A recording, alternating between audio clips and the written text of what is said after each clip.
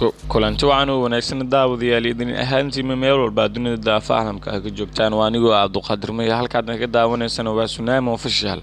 fadlan haddii aad channelkeena ku cusub tahay subscribe inoo saar like share comment waa xaqiina maanta muuqaalkeena wuxuu ku saabsan yahay hablihii Soomaaliyeed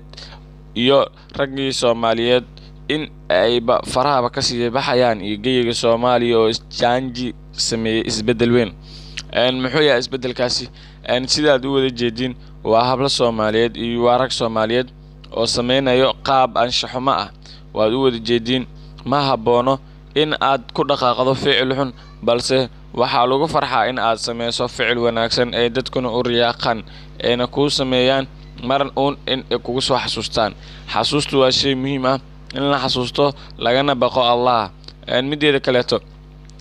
maahan in aad fal xun sameyso falkaas xun oo dib saameyn kugu geyn doona waad u wada jeedin waa habla Soomaaliyeed waxa waay isma qabaan xiriirka ma dhaxeeyo waxa waa hal meel ay iskugu wada imaadeen balse waxay sameynayaan fal aan dadku iyo indhaha u fiicneen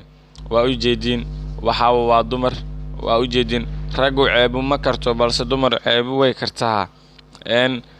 waxaan idin dhehe lahay in aad ka digtoonataan ficilada xun ma ahan wax wanaagsan ficilada xun waxa waa shay xun naftaada iyo dib ku keeni karta haddii aad dhimato in lagu dhaho ma ahan kiyo xumaay waaye naga daay balse in lagu dhaho wallahi wiilkaas waxa waa wada toosan ayuu hayay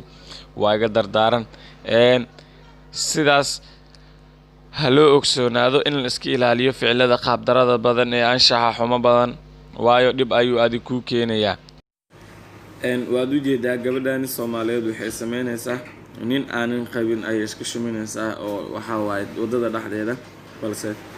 video xigta ku kulmeyno waxaan idin leeyahay fadlan channelkan subscribe like share comment